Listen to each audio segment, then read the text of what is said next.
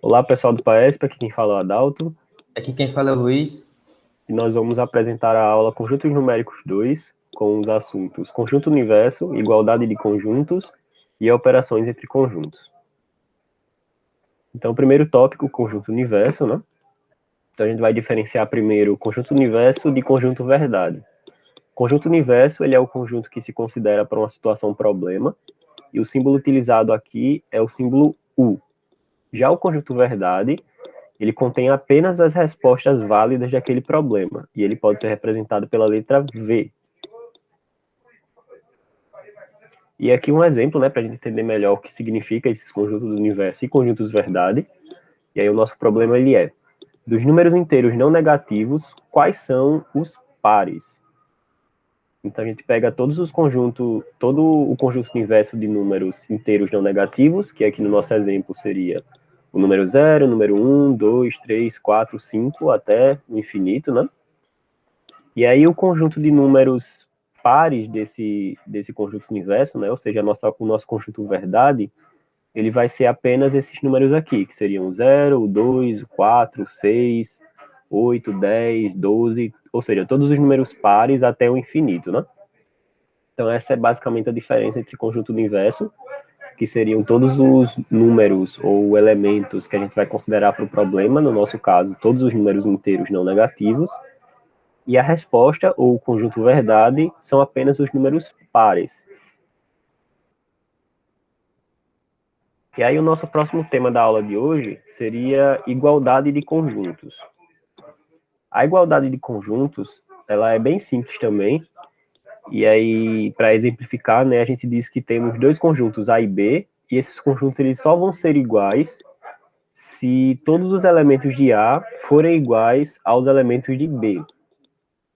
E aí, né, um exemplo para mostrar isso. A gente tem aqui os dois conjuntos, conjunto A, 0, 1, 2, 3, 4, e o conjunto B, 4, 3, 2, 1. Ou seja, a gente consegue observar que todos os elementos de A são iguais aos elementos de B. Então, eles não precisam estar na mesma ordem, né? Aqui a gente colocou o A em ordem crescente e o B em ordem decrescente, mas aí eles poderiam estar em ordens não necessariamente assim tão organizadozinhos, né? Poderia estar em ordem aleatória.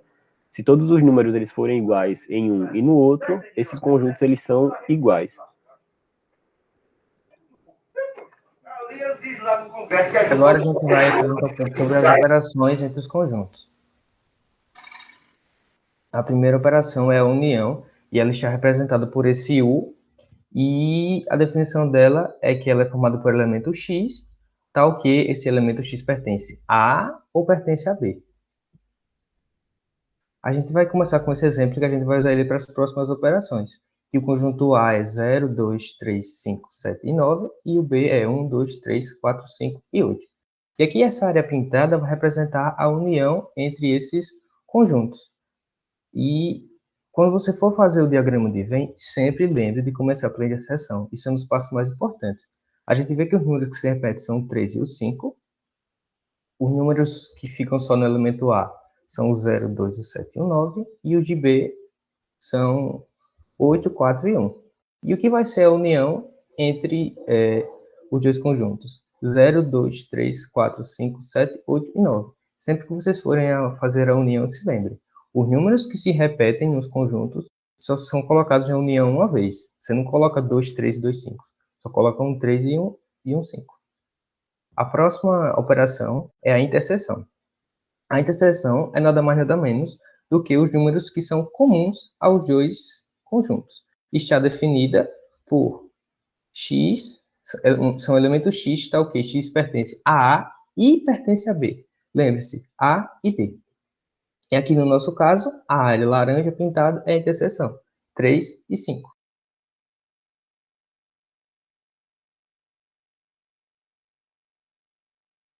Já a diferença é simples, também é simples. É simplesmente diminuir A, conjunto A menos o conjunto B, que nesse caso vai ser a área laranja, 0, 2, 7 e 9. E agora chega a parte um pouquinho mais complicada, mas que é fácil de entender. É o complementar. O complementar é definido complementar de um conjunto B em relação ao conjunto A é definido pela diferença entre A menos B. A área laranja corresponde àquilo que está fora de B. No todo, a gente tem um todo que é o A e B, que a gente fez a união. Então, qual é a parte que está fora de B? O que complementa B? Ou seja, o conjunto A. A menos B, que é 0, 2, 7 e 9. E, no outro caso, o complementar do conjunto A em relação a B é a diferença entre B menos A. Tudo aquilo que está fora de A no nosso todo. A parte que complementa A. 1, 4 e 8.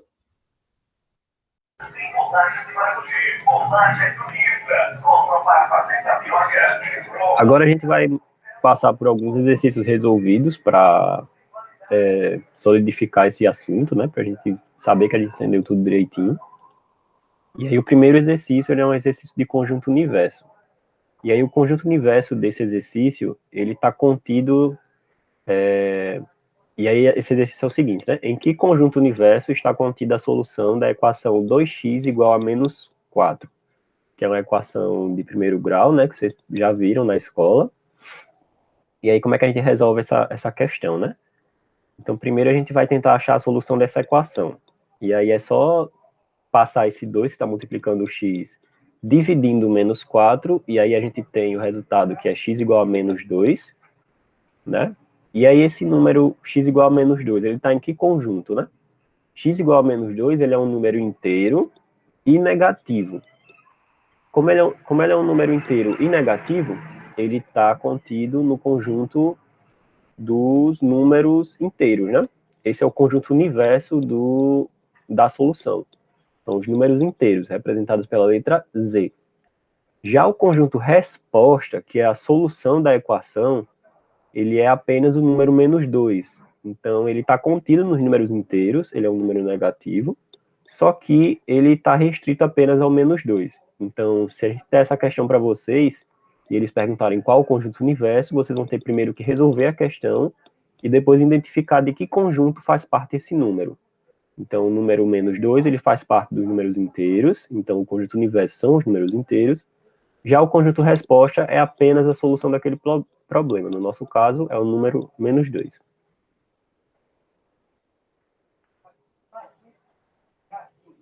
Agora a gente vai para o exercício número 2, que é sobre as operações entre os conjuntos. Numa prova de matemática com 2 questões, 35 alunos acertaram somente uma questão. 31 acertaram a primeira, 8 acertaram as duas e 40 erraram a segunda questão. Quantos alunos fizeram a prova? Ou seja, qual é o todo de tudo isso, dessas pessoas? E a gente vai começar fazendo o diagrama. Lembre-se sempre, primeiro você começa pela interseção. Qual é a interseção? Os 8 alunos que acertaram as duas questões. E agora a gente tem outra informação importante, que 31 acertaram a primeira. Só que pensem, você poderia colocar o 31 ali na primeira questão, né? Do lado do 8.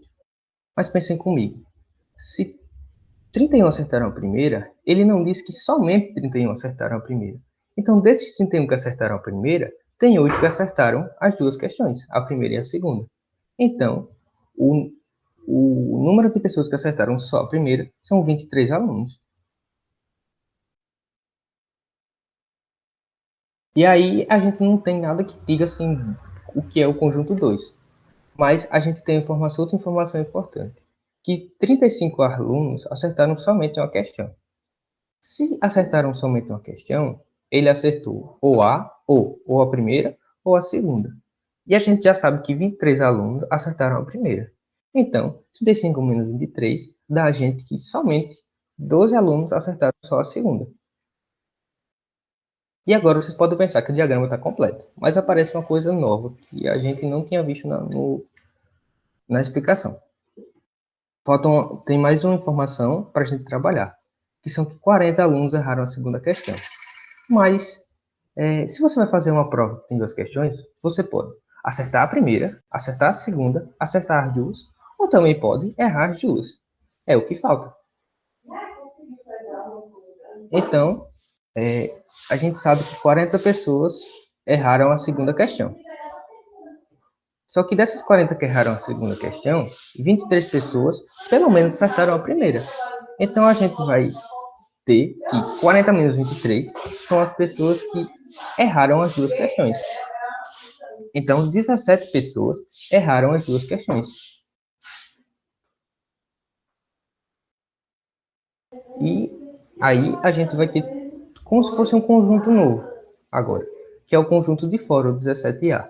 E a imagem rosa, rosa meio pesco, meio salmão, ela mostra o geral, tudo. A possibilidade de acertar só a primeira, ou as pessoas que acertaram só a primeira, as pessoas que acertaram as duas, as pessoas que acertaram só a segunda e as pessoas que acertaram nada, não acertaram nenhuma questão. E é esse todo que a gente quer saber, toda essa área rosa, salmão, essa cozinha aí, que a gente quer saber.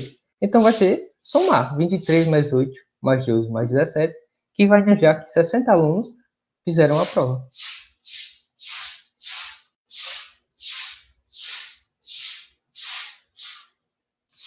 E pessoal, um último aviso antes de acabar a aula. Quando vocês forem responder as atividades que a gente disponibilizar lá no Question, na hora de vocês reenviarem, na hora de vocês devolverem a questão, verifiquem se vocês estão mandando o PDF ou a foto que vocês fizeram a questão. Porque a gente notou que algumas respostas vieram só a devolução, sem nenhuma resposta. Aí a gente acha que vocês se atrapalharam com isso e confiram quando vocês forem devolver a questão para a gente. É isso e bons estudos. Mais um lembrete rapidinho, que a gente esqueceu de falar, mas na descrição do vídeo vai ter um link para vocês responderem a chamada de presença, né? Para que a gente consiga ter um controle de quem está assistindo às aulas, né? Então, além de responder o formulário da lista de questões, né? A gente pede que vocês também respondam esse questionário que está aí na descrição do vídeo, para a gente saber quem participou da aula de hoje. É isso, muito obrigado.